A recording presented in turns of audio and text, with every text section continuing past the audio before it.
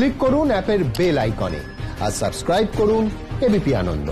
সব সময় থাকুন খবরে। ঘূর্ণিঝড় আমফানে ক্ষতিগ্রস্তদের ত্রাণ বিলিতে দুর্নীতির অভিযোগে বড়সড় নির্দেশ দিল কলকাতা হাইকোর্ট। দুর্নীতির তদন্তভার দেওয়া হলো কেন্দ্রীয় সংস্থা কম্পট্রোলার অ্যান্ড অডিটর জেনারেল বা ক্যাগকে। 3 মাসের মধ্যে জমা দিতে হবে রিপোর্ট।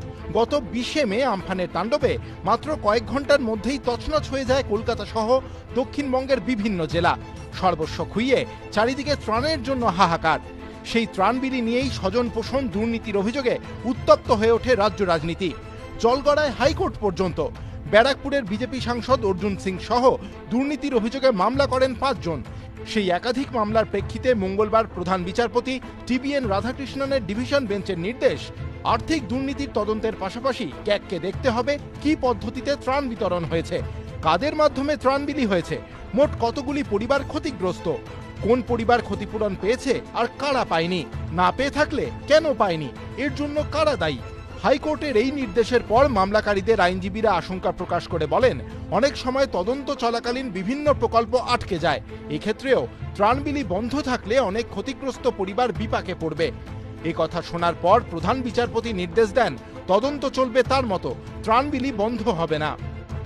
স্টেটের যত অথরিটিস আছে যারা আমফানের এই রিলিফ ফান্ডের সঙ্গে যুক্ত, সেই সমস্ত অথরিটিসগুলোকে হাইকোর্ট স্পষ্ট নির্দেশ দিয়েছে তারা যেন এই ক্যাগ যেটা সংস্থা তাদের সঙ্গে মিলিতভাবে কাজ করে এবং তারা যা রিপোর্ট চায় সেই রিপোর্ট এবং কাগজপত্র সমস্ত কিছু তাদেরকে দেয়।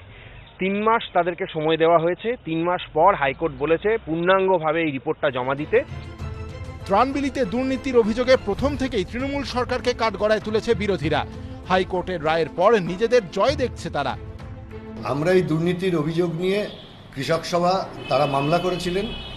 আমাদের জেলার নির্দিষ্ট কথা আমরা উল্লেখ করেছিলাম কোর্টের সামনে এবং কোর্ট বুঝেছেন যে ব্যাপক মাত্রায় দুর্নীতি হয়েছে।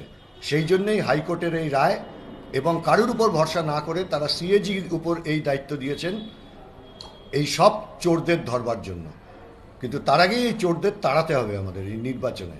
ক্যাগ তদন্ত করে জানাবে যে আমার আমফানে পশ্চিমবাংলায় কত ক্ষতি হয়েছে, সেই ক্ষতির জন্য কি সাহায্য কেন্দ্রীয় সরকার থেকে তারা পেয়েছে এবং সেই টাকাটা কোথায় খরচ হয়েছে।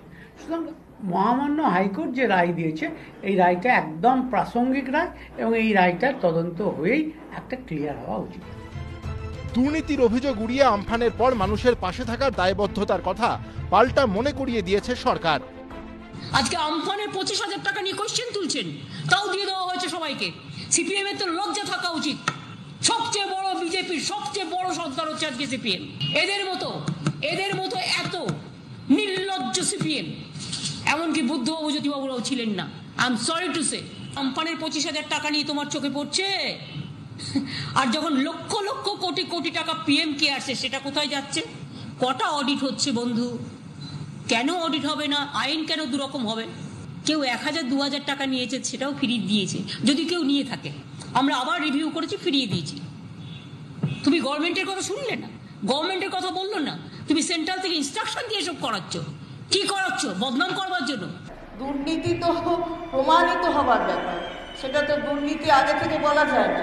হাইকোর্ট রিপোর্ট চেয়েছে on the basis of allegations made by someone, দেওয়া হবে, কোনো অসুবিধা নেই। সব মিলিয়ে বিধানসভা ভোটের আগে আমফানের ত্রাণ নিয়ে ফের উত্তপ্ত বঙ্গ রাজনীতি। সৌভিক মজুমদার, আশাবুল হোসেন ও উজ্জ্বল মুখোপাধ্যায়, এবিপি আনন্দ।